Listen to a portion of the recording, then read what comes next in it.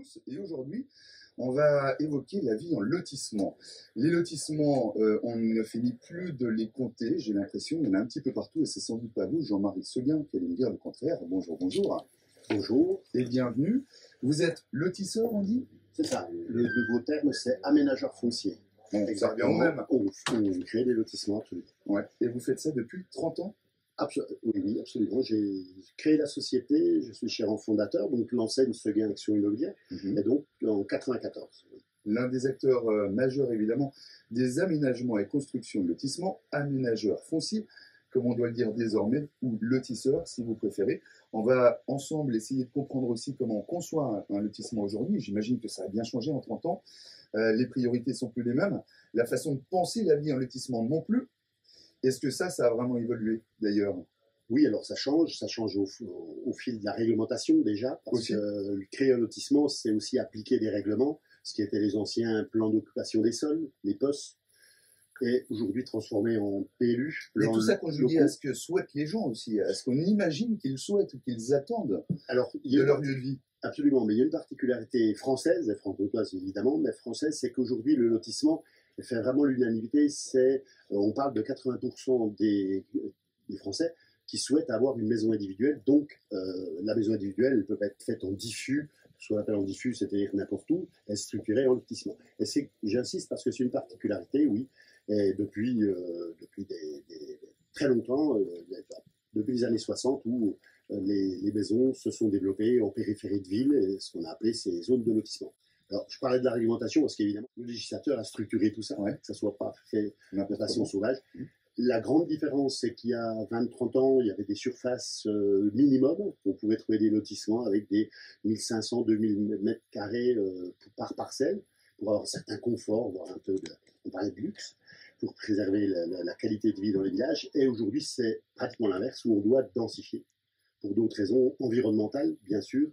Consommation des sols, on a peut-être, nos auditeurs entendent peut-être parler de la ZAN, la zéro artificialisation nette, c'est-à-dire qu'il ne faut plus consommer ou consommer le moins possible de terrain, sans rentrer dans les réglementations. Concentrer l'habitat, finalement. Concentrer l'habitat. De plus petites parcelles. C'est ça. Ça se traduit par de plus petites parcelles.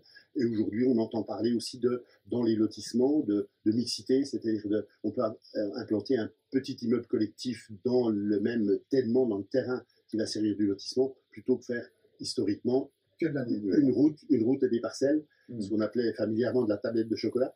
Et aujourd'hui, il y a de résidences intermédiaires, voire collectives, dans le même lotissement. Comment on réfléchissait à un lotissement il y a 30 ans, quand vous avez commencé en 94, avec Seguin Action Immobilière, et comment on y réfléchit aujourd'hui? Quelles sont les priorités?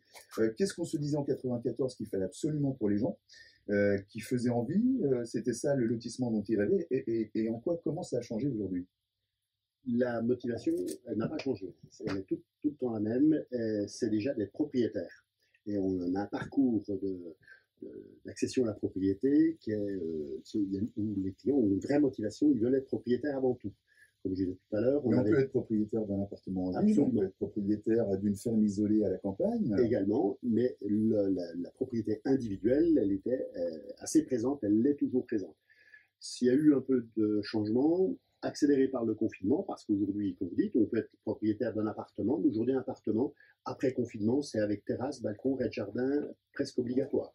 Enfin, parce qu'aujourd'hui, on a encore c'est sorti à l'étroit, forcément. Voilà, et c'était H24 dans un appartement sans annexe, c'était pas vivable. Donc ça a renforcé, bien sûr, la maison individuelle. Et l'évolution, c'est bien sûr la consommation des sols. Et aujourd'hui, on trouve des lotissements sur de très petites parcelles. Les règlements, pour en dire un mot, aujourd'hui c'est PLU, on est sur des chiffres moyens, je ne vais pas noyer les auditeurs de chiffres, c'est environ 20 logements hectares. Schématiquement, 20 logements hectares, ça veut dire des parcelles, si on enlève la voirie, des parcelles de 400-450 mètres carrés. Bien sûr, on peut construire sur 450 mètres carrés. 4 arts, 4 arts, c'est ça. 4 arts, ça peut paraître très petit pour nos parents et grands-parents, mais par contre, aujourd'hui, on peut créer un logement, une maison de 2 niveaux, de 100 mètres carrés, 120 mètres carrés, elle ne fait que 50-60 au sol. Donc, il en reste. On peut avoir son jardin, sa cour, et individualiser sa propriété. C'est pas se tourner de dos au voisin, mais ça peut créer aussi une unité architecturale. On peut avoir des espaces communs partagés, des espaces même boisés. Et ça existe. La fête des voisins, ça marche en lotissement. Et dans un même terrain, dans un grand terrain, on peut faire ces aménagements, des parkings communs, on peut avoir même un petit collectif, pourquoi pas. Et ça n'a rien à voir avec le lotissement d'il y a 30 ou 40 ans. Où là, on souhaitait avoir des parcelles avec clôture, portail, et là, c'est la plus grande parcelle, entre guillemets. Il y a 30 ans, c'était grand et c'était un critère de choix. La valeur d'une maison à la revente aujourd'hui, c'est encore motivé, c'est de dire qu'on a un grand terrain. C'est l'entretien aussi. C'est aussi l'entretien. Et c'est là que j'y vais, parce que les petites parcelles ont cet avantage. Elles satisfassent la clientèle. Il y a une nouvelle clientèle qui a les parents isolés, les familles monoparentales, ce qu'on appelle les foyers d'une seule personne. Donc tout ça, évidemment, on ne veut pas une maison de 130 mètres carrés sur 10 arts. Eh bien, 80-90 mètres carrés sur 3-4 arts, c'est tout à fait possible. On s'aère, on bénéficie des espaces, mais en même temps, on a moins d'entretien. Et ça satisfait aussi une clientèle d'investisseurs, qui, précisément, les investisseurs achètent ça pour louer. Un mot là-dessus, parce que c'est vrai que la maison individuelle, plutôt en perte de vitesse, cette année a beaucoup souffert, parce que, en 2 mots, il y a l'augmentation des taux d'intérêt qui ont fait que la capacité d'emprunt de nos acquéreurs a baissé, parce que pour les mêmes remboursements, ils ont moins de capital. Et post-Covid, guerre en Ukraine, hausse des matériaux, la construction. L'un dans l'autre, forcément, c'est plus compliqué. Professionnels que nous sommes, on est tous solidaires. Là, j'insiste là-dessus. Les fédés nous soutiennent, mais il y a des mesures à prendre pour sauver, sincèrement, la maison individuelle et le lotissement. De ce gain action immobilière, aménageur foncier, c'est-à-dire lotisseur, ça fait 30 ans que vous êtes dans le métier, ça vous donne évidemment le recul et donc la légitimité pour nous expliquer comment la conception des lotissements a évolué au fil des années, des décennies même, ça en fait 3. À quoi fait-on très attention aujourd'hui? Vous nous l'avez dit, il faut bâtir sur des parcelles plus petites, mais qu'est-ce qu'on se dit des besoins des futurs acquéreurs? On raisonne lotissement pour qui? Pour quelles envies? Les gens qui viennent vivre en lotissement, il faut quoi? Aujourd'hui, la motivation, c'est déjà d'avoir un habitat individuel pour, je disais, les nouvelles typologies de clients, que ce soit des couples enfants, familles monoparentales et autres. C'est déjà d'avoir une vie plus près de la nature aussi, parce que même sur un tout petit terrain, on est quand même plus près de la nature. Les motivations primaires, c'est d'être propriétaire, c'est d'avoir... Mais on les imagine partager leur vie, se fréquenter, on essaye de favoriser ça. Absolument, il y a une vraie vie de quartier. On retrouve l'ambiance quartier, parce que aujourd'hui, il y a l'entraide, ça peut être on voit le courrier peut être centralisé à l'entrée du lotissement de plus en plus. Il y a 2 cas de figure. Vous savez, aujourd'hui, autant on fait des résidences denses, alors avec les défauts évidemment et les inconvénients de la promiscuité, parce que sur 4 arts, on est près de son voisin. J'insiste là-dessus parce que souvent, ce sont des permis de construire. De plus en plus, on travaille sur des permis d'ensemble, des permis groupés, où on va travailler l'architecture de toutes les maisons. En même temps. En même temps. Ça ne veut pas dire se faire toutes les mêmes maisons et de les aligner. Au contraire, c'est les disposer différemment, l'une par rapport à l'autre. C'est en optimisant les espaces. De travailler l'exposition de chacun, par définition, l'intimité de chacun, mais en même temps densifier et d'avoir son intimité tout en ayant un petit bout de terrain à soi. Aujourd'hui, la demande, elle est là aussi pour, on disait, moins d'entretien, plus de sécurité, parce que les voisins proches, on peut avoir des résidences fermées. Moi, je vois le cas de figure, on a conçu aussi bien, on va jusqu'à 22-23 maisons sur 1 hectare, où c'est des très petites maisons. Par contre, à l'inverse, aujourd'hui, on a la demande.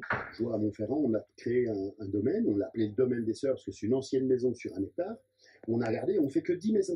On fait que 10 maisons, des très grandes parcelles, et on a poussé le curseur déjà, le curseur environnemental, parce que c'est un parc boisé, on a gardé les arbres, on a fait appeler des ingénieurs sylvicoles, préserver les arbres et qui ne nous gênent pas, mais en même temps qui nous apportent la fraîcheur, la nature, et on a poussé jusqu'à laisser des espaces communs partagés, où il y a des espaces verts, il y a une allée d'arbres, on a laissé les bancs, on va aménager ça. Autrement dit, on sera au boule bientôt dans le lotissement. C'est ça un peu l'idée. Absolument. Et on a poussé... Barbecue, repas des voisins, tout ça. C'est ça.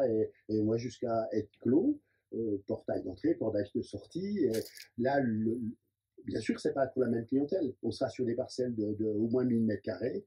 C'est évident, c'est pas le même prix. Le manque à gagner. Parce que pour les parcelles, on raisonne souvent en art, ça fait 10 arts. Ça fait 10 arts. Aujourd'hui, on peut encore avoir 10 arts dans On s'adresse à des budgets un peu plus c'est élevés pour le évident. coup. Et c'est évident. On les trouve d'ailleurs ces lotissements en Franche-Comté. S'il fallait faire la carte et colorier les zones, c'est quoi? C'est le périurbain et la bande frontalière, en gros? Avant tout, c'est le périurbain parce que c'est l'activité se passe en ville, les zones commerciales. Comme beaucoup de villes, je me l'explique pas, c'est l'ouest qui se développe, donc Besançon qui coupe pas, le quart nord-ouest se développe, la métropole, si on peut avoir du terrain dans la métropole. Bien sûr, en Franche-Comté et dans le Doubs principalement, on a cette zone frontalière qui se développe, clairement. Et pourtant, alors, quand on travaille en ville ou en Suisse, on ne fait finalement qu'aller et venir.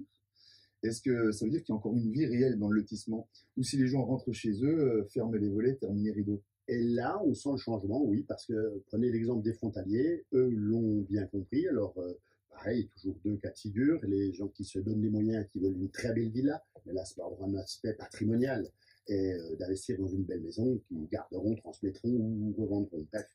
Et par contre, là, les frontaliers, eux, commencent à raisonner, comme vous venez de le signaler. Si c'est pour rentrer dormir tard et partir très tôt le matin, je vois aujourd'hui à Métabier, on a une résidence qui est, où c'est résidence principale de frontalier. Mais c'est un bel appart, une belle terrasse, bon, des garages. Et pas de terrain. Et pas de terrain, là. Par contre, on est bien en copro. Il faut avoir une adresse finalement qui permet de travailler. Ah non, c'est leur foyer principal, en famille et autres, la zone où on pas le temps d'attendre. Sur cette zone-là, oui, il y a des gens qui habitent toute l'année. Ouais, non, mais j'imagine. Il y a de tout, j'imagine aussi, absolument. De toute façon. Le lotissement, je ne sais pas, vous le voyez comment à l'horizon 2040-2050? A priori, il est dans le collimateur quand même. Je parlais de cette zéro artificialisation nette, la ZAN. Réserver les terrains. Réserver les terrains. Elle a un premier palier au 2030 où on devra être à moitié de la consommation des terrains naturels à l'horizon 2030, voire plus aucune à l'horizon 2050. Donc, par définition, il va falloir rénover, démolir, déconstruire. Je pense qu'il y a certaines politiques de collectivités qui voient des maisons abandonnées, livrées à elles-mêmes, vides, et qui préfèrent effectivement faire en sorte que ces maisons se revendent et soient restaurées plutôt que d'urbaniser des parcelles de nouveau, quoi. Alors, par contre, la séparation est fine entre rénover une maison et la déconstruire pour faire autre chose. Je m'explique qu'à Besançon ou dans les alentours, on a plein de villages où il y a des grosses fermes. Ces grosses fermes sur des 15-20 arts, une grosse ferme, mais grosse ferme, il y a un appart, peut-être deux des fois. Alors, soit on rénove avec une rénovation qu'on appelle lourde et faire une copropriété, on fait 8-10 appartements dedans, ou alors on la déconstruit. Alors, on dit déconstruire parce qu'aujourd'hui, on ne démolit plus. Ça, c'est l'aspect environnemental, parenthèse, parce qu'on déconstruit, on trie tous les matériaux et on réutilise au maximum les matériaux. C'est sur ces 15-20 arts, on va repenser. On peut, j'insiste, faire un petit collectif, faire 4 ou 5 pavillons en bande. On entend parler de résidences intermédiaires, c'est-à-dire que c'est des maisons, des ensembles, où ça peut être comme des maisons jumelées, voire des maisons en bande, voire des habitats sur que 2 niveaux. Et ça, c'est l'avenir. C'est l'avenir apparemment dans les cœurs de villages. C'est comme ça que ça dessine. Oui. Merci beaucoup Jean-Marie Seguin de Seguin Action Immobilière. On aura l'occasion, j'imagine, d'y revenir sur ce thème parce que ça n'a pas fini d'évoluer et c'était un plaisir de partager votre expérience à vous et votre regard sur la vie dans le lotissement. Ça fait partie évidemment de votre activité d'aménageur foncier. Merci beaucoup. Bonne journée. Merci. Au revoir.